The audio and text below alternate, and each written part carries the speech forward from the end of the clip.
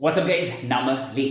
අද අපි ඉක්මනින් බලමු push up variation එකක් වගේ chest එකේ growth එක optimize කරන්න. වැඩිපුර growth එකක් එළියට ගන්න.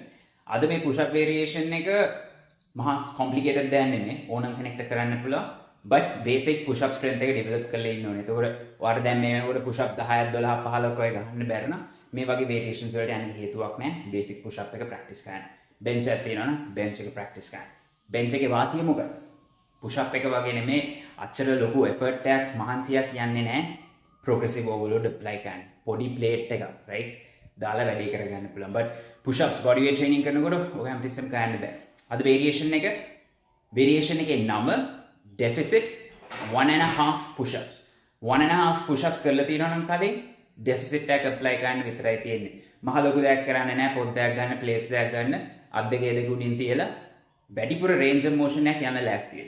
push up එකේ අපි දන්නවා stretch වෙන කොටස muscle එකේ stretch වෙන කොටස තමයි වැඩිපුරම එහෙම නැත්නම් වෙන විදිහට කිව්වොත් push up එකේ ගැඹුරුම කොටස තමයි වැඩිපුරම chest එකට වදින්නේ. එතනින් උඩට එන්න shoulders tricep involvement එක වැඩි වෙනවා. එතකොට අපි variation එකකට යනකොට බලන්න ඕනේ මෙන්න මේ කොටසට වැඩිපුර overload එකක් දෙන්න. එතකොට අපි දන්නවා range of motion එක වැඩි කරන්න පුළුවන්, slow down කරන්න පුළුවන් tempo එක, ඒ වගේ adjustments වලින් පුළුවන්, right? deficit 1.5 push up එකේ කරන්නේ අපි ඔය concepts දෙකක් ඔය combine කරනවා. එකක් range of motion එක වැඩි කරනවා plates දෙකක් තියලා. right? වැඩිපුර ගැඹුරට යන්න පුළුවන්. ඒ වගේම අපි හැම repetition එකටම additional half rep එකක් දානවා chest එකට most challenging කොටසෙන්. එතකොට මේක සරලව හිතුවොත් 1.5 reps deficit tag එක. now guys මේකේ challenge එක වැඩි කරනකොට මොකද්ද කරන්න තියෙන්නේ? ඔයාලට පුළුවන් වුණා back pack එකක් දාගන්න. එහෙම නැත්නම් tempo එක slow down කරන්න.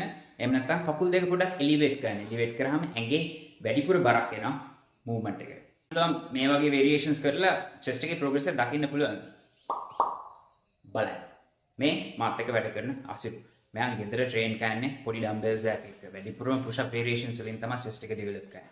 මෙයාට පුළුවන් නම් අපිට පුළුවන් නම් ඔයාලට බැරි වෙන ගන්න නැහැ.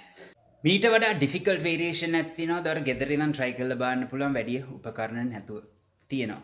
ඔයාලට පුටු දෙකක් ඕනේ. පුටු දෙකට වඩා උස එක්ක මේසයක් නැත්නම් couch එකක් ඕනේ. කකුල් දෙක තියන්න උස පැත්තෙන් තියලා අත් දෙක තියන්න පුටු දෙක උඩින්. පුටු දෙක අතර පරතරයක් තියෙනවනේ ඔයාලට වගේ ඇඟ ඒ අතරින් පහත් ගන්න පුළුවන් මේ.